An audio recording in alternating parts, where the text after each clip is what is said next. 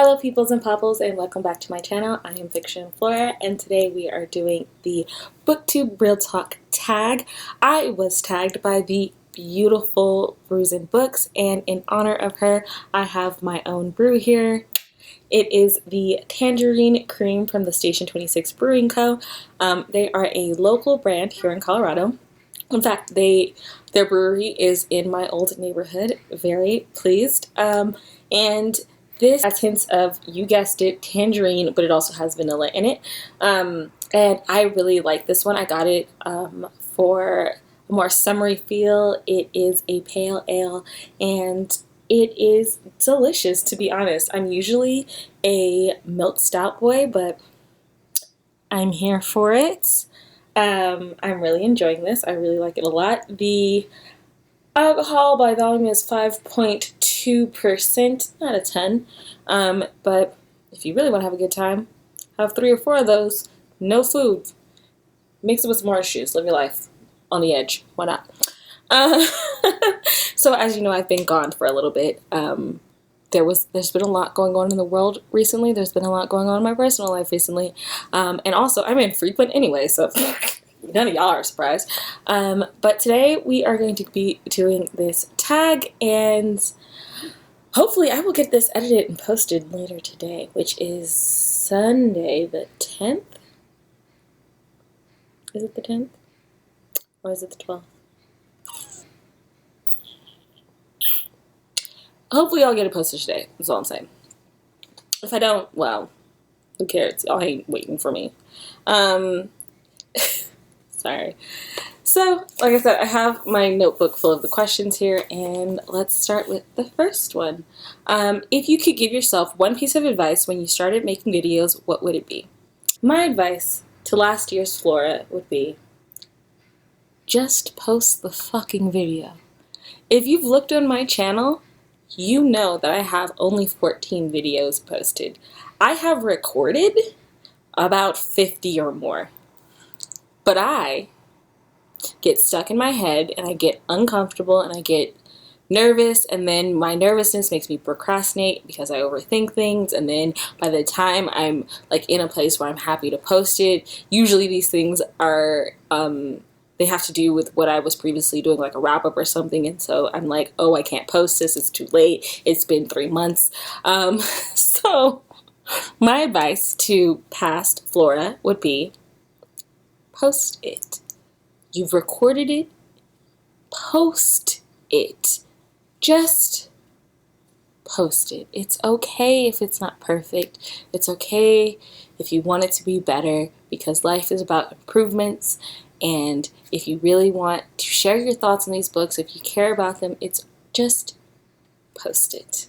That is my advice to past Flora. Post it.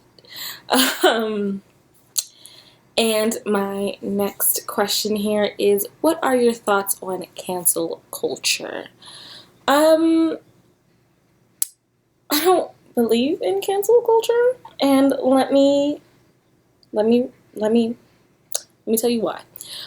So when it comes to what people classify as cancel culture, usually what they're talking about is when people will be very reactionary and cancel something based on previous behaviors or based on something that they just don't like. And within this bubble of canceling someone, there also tends to be a ton of hatred and or harassment that happens. So these things do exist. I'm not saying they don't exist. What I'm saying is that in this sense, people will classify cancel culture as being a toxic thing that that people are just now doing, and oh my god, it's so horrible, and oh my god. So let's break out these two parts here. Canceling is a choice, and it is a personal thing for you and your community as a way to say, hey, this person or company or show, this thing has done something that I do not agree with. I don't agree with it. I don't like what it's doing. So I'm choosing to withdraw my support, both financially and mentally, and I'm taking back my energy, my time, my money. I'm no longer going to support this. And here is why I'm no longer supporting this. You may choose to agree with me and also cancel this person, or you may choose not to. All canceling is a personal boycott where you also tell everyone around you why you're boycotting, and they can make that decision on their own. No one is forcing you to cancel someone at all. Some of these people need to be canceled, but no one's telling you have to.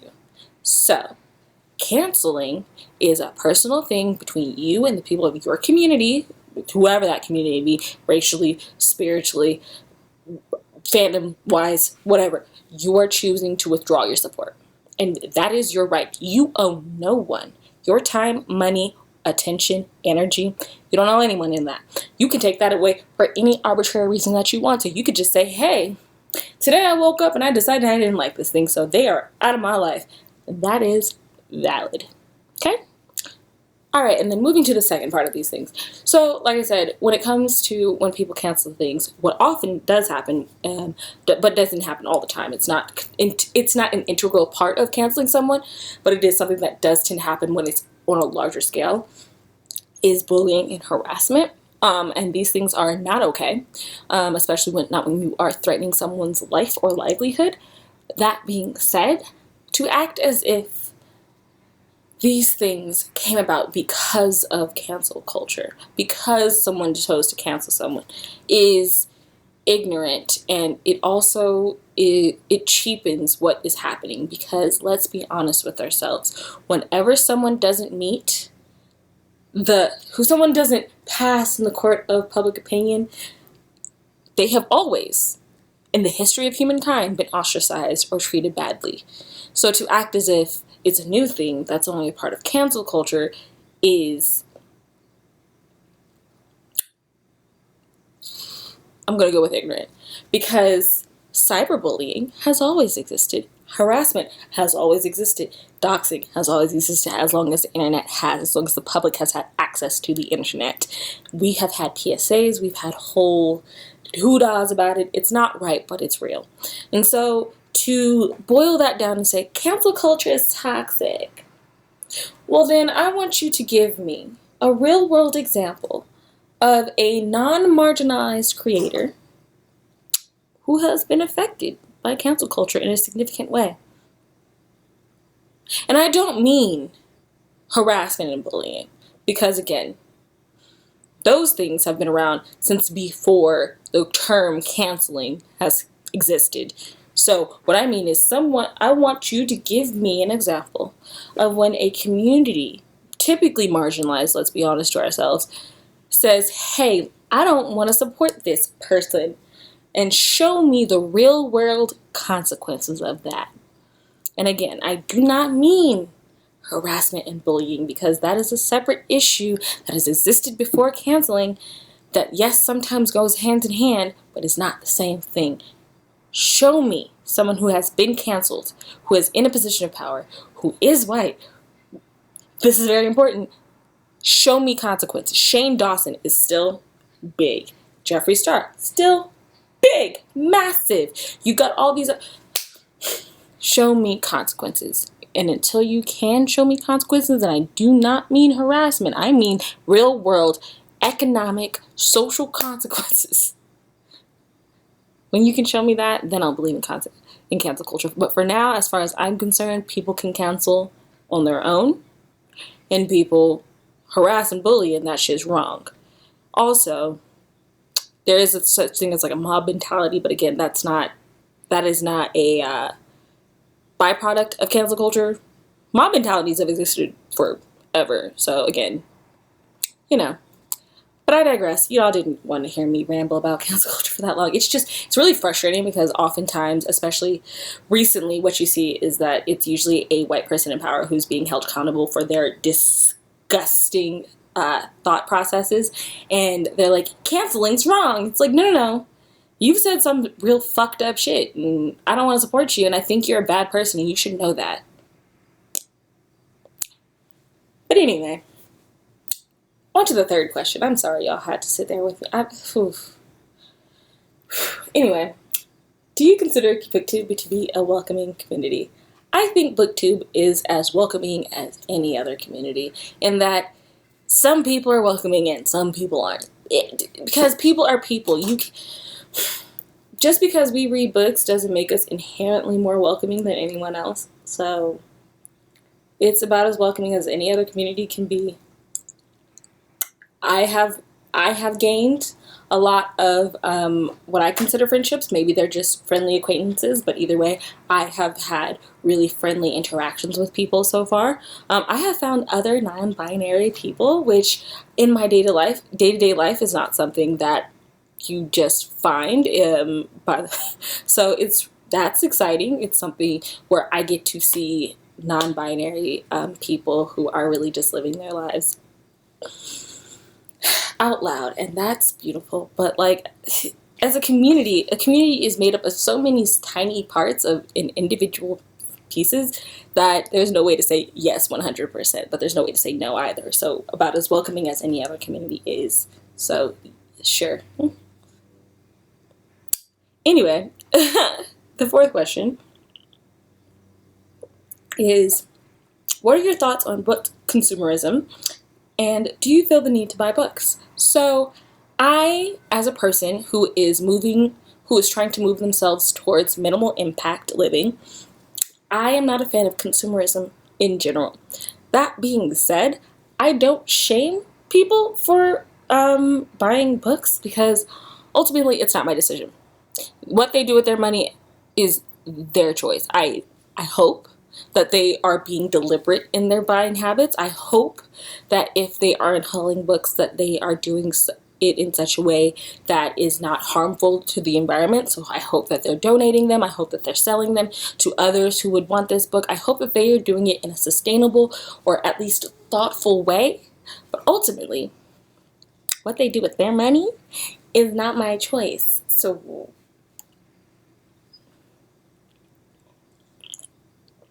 like, I hope you're being thoughtful about it, but my hopes don't do much to your life. So live it however you want to. And do I feel the need to buy books? No. I buy books because I like to read those books. I buy books because I find them entertaining. I buy books because I want them in my life. But I don't feel pressured to do so, because in order to feel pressured to do so, I'd have to place an incredibly large amount of value on someone else's opinion on my buying habits. And why would I? Who are you to judge me? I don't know you. Like, and even if I did, you aren't paying my bills. So no, I've never felt the need to buy books, and when I buy them, I don't feel bad about it. So that seemed very confrontational. I wasn't angry, I promise. I don't understand the mindset where I would feel pressured to, because ultimately my finances are my own, and what I do and do not do with my money is not anyone else's business. So I don't think it's my business what other people do with their money either. So, except billionaires. Eat the rich. Number 5 is, would you consider yourself a critical reader? So if we're talking academically, no. No. Like, if I like a plot enough, I will ignore writing mistakes. Now, if we're talking personally, yeah, I'm very picky. I am critical as thick. And it's not deliberately, it's just like, I know what I like, and I oftentimes don't know what I dislike until it happens. So I'm critical in that I'm really I'm very aware of things I dislike. I don't feel that is either a good thing or a bad thing, it's just a thing. But yeah, so yes, I'm critical as hell. So next question is, do you take part in readathons, and what are your thoughts on them? So I haven't recently. I did last year, and I had a lot of fun. But I haven't done any recently because I'm a big mood reader. And so, as you'll probably find out, if you watched my first few videos, which were during the Asian readathon, I read 3 out of 5 books in in a month, and then 3 months later I read 20 books in a month. So like, I'm a big movie reader. I can't force myself to enjoy things. So recently I haven't been taking part in readathons. I might do the reading rush this year because I do like the idea of finishing 7 books in 7 days, and I like a time limit. But as far as my general feelings and thoughts on readathons, I am positive towards them. I think they provide a great way to bring people together. Like, it's a nice community builder. Hey, are you part of this readathon? We should do a readathon together. Maybe we could buddy read a book, you know? I think readathons are fun, and I think that's all they should be. I don't think that if you feel pressured or you feel stressed out by a readathon, just don't participate. It's fun. Don't let other people ruin your happiness or peace. And that is easier said than done, but readathons are always optional. I think they are great community builders, but I don't think they should hurt you. I don't. So yeah, general thoughts. Readathons, good. Letting readathons take over your life, not so good. Last question is, recommend a book with a topic or issue you are passionate about. So I've got 3 recommendations for you. The first is Talking Back, Talking Black. It discusses Black American English, how it is a very real and very valid language / dialect, and how you should respect it as much as you respect standard American English. I feel passionate about this because there are far too many people who feel the need to tell me that I talk such good English or how I speak very proper. First of all, what the fuck is proper? Second of all, a lot of people like to use African American colloquialisms in their day-to-day talk, but they consider it ghetto. Which, first of all, ghetto is not a negative thing. Just because you grew up in poverty doesn't mean that you are worthless.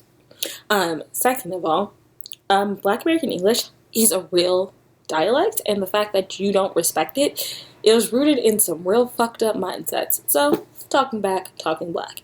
Read the fucking book. Understand it. It is authored by a Black American linguist, named John McWhorter, and it is a very tiny book. You have the time to finish this book. I mean, I haven't. I've only read half of it because, I'm not gonna lie, I hit a really bad reading slump and I barely read anything recently. But read it. It's only 200 and some change pages. Some of y'all finished 600-page books in 2 days. So you can take the time to really conceptualize and understand that Black American English is valid, and talking down to people who speak it is just rude. Uncalled for, disrespectful, many things. The other book I want to recommend is Compost City. I think this was in my most recent wrap-up, which was for April. Was it May? April? A while ago. This is all about composting, and specifically composting in smaller spaces. The reason I would encourage you to read this one is because it brings the idea of sustainability, especially when it comes to food waste, down to a more manageable, more understandable level. Because if you've looked at what many people see as the leaders of the sustainability movement, if you look at sustainable YouTubers, typically those spaces are dominated by white, if not wealthy, then pretty well off individuals. And it's good that they care. It's not their fault or anything, but you don't see a lot of people from marginalized areas. You don't see a lot of people who live in poverty.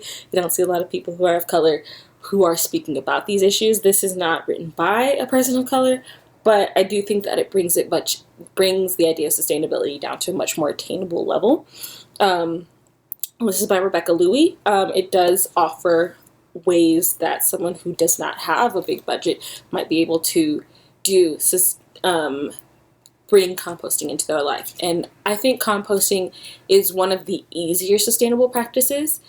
I'm not saying it's easy or cheap, let's be honest with ourselves. But it is one of the easier ones to do because it does not, in general, require you to do something that continuously costs money. because recycling can get difficult, especially when you're a place that doesn't have accessible recycling places.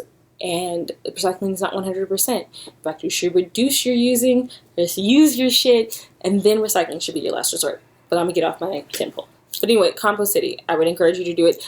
Also, 101 ways to go zero waste. If you have already studied some sustainability, it'll just be rehash some things out to you, which might make it pretty boring. But if you are just now starting your journey towards sustainability, just trying to find small ways in order to become more minimal waste, because you know what, sometimes zero waste is not attainable on an individual level, unfortunately. So if you are just looking for ways to make your lifestyle a little bit more sustainable or a little bit more minimal waste, 101 Ways to Go Zero Waste is a good book for that. I do not have the book in front of me.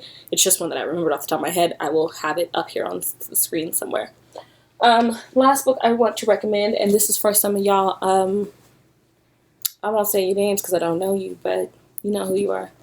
Pandemic by Sonia Shah. And I think you should read this because you don't understand what pandemics are. You know, you don't really understand how these things do. And I really want you to take in this information, conceptualize it, and then put into practice the fear you get from reading this book. Let me tell you, I read this book last year and it put an actual fear in me. But I think that fear is good. A healthy amount of fear towards nature and the things nature creates, i.e. viruses, I think can get you a long way. So, Pandemic. Read it and understand that COVID-19 is not something you just ignore and it'll go away. These are having real life impacts on real life people, and the fact that you are ignoring that bothers me on a deep, visceral level. And I really hope that you'll get over that individualistic ideology you are obviously living under. Anyway, that's everything. I did go on several rants at you, and I'm not apologizing.